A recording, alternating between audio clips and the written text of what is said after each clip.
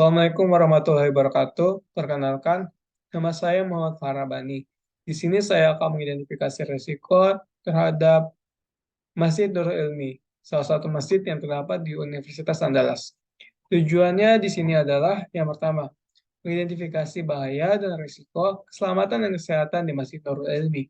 Yang kedua, lakukan penilaian risiko. Yang ketiga, menentukan pengendalian risiko. Di sini terdapat beberapa bahaya yang dapat kita identifikasi.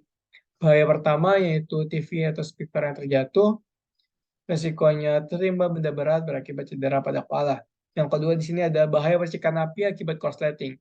Bisa kita lihat pada gambar, di sini terdapat banyaknya kabel yang tidak beraturan dan merupakan tempat yang sering dilalang oleh orang-orang yang menggunakan Masjid Nurul Ilmi.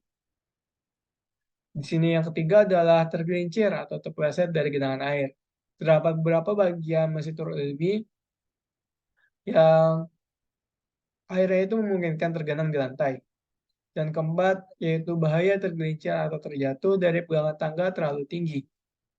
Tangga di sini dirasa terlalu tinggi pegangan tangannya dan memungkinkan orang yang menaikinya untuk tergelincir saat memegangnya.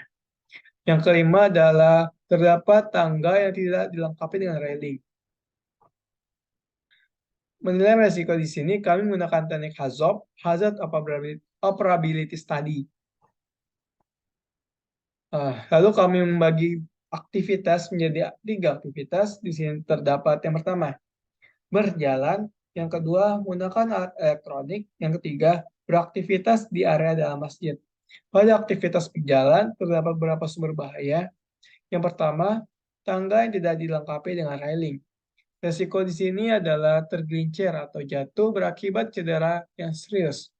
Lalu L atau kemungkinan di sini adalah mungkin, sering terjadi. Lalu untuk bahayanya adalah kami beri nilai 3, karena untuk orang yang terjatuh di sini memungkinkan ia harus dirawat di rumah sakit.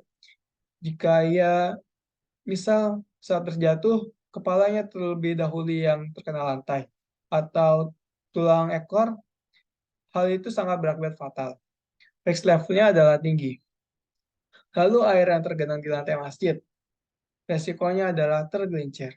Kemungkinannya adalah 2, dengan tingkat bahayanya yaitu 2, lalu risk levelnya adalah sedang. Lalu sumber bahaya pegangan tangga yang terlalu tinggi. Resikonya di sini tergelincir atau terpeleset berakibat cedera pada kaki dan tangan. Kemungkinan terjadinya adalah 2, dengan bahayanya yaitu 3. Risk levelnya adalah sedang. Lalu aktivitas menggunakan elektronik. Sumber bahayanya adalah kabel listrik yang dibiarkan tidak beraturan yang berada di dekat mimbar. Resikonya memungkinkan terjadinya korsleting listrik dengan kemungkinannya adalah 2 dan tingkat bahayanya adalah 5. Karena di sini korsleting listrik yang berakibat pada kebakaran memungkinkan kemungkinan terburuknya adalah dapat menimbulkan korban jiwa. Risk level adalah 3.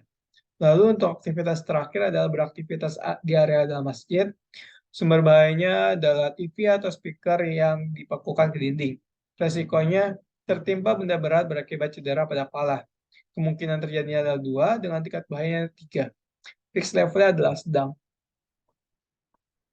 Pengendalian resiko yang kami lakukan adalah yang pertama, untuk TV atau speaker yang berada di dinding masjid, harus dilakukan pemeriksaan yang rutin terhadap skrup dan baut pada speaker tersebut.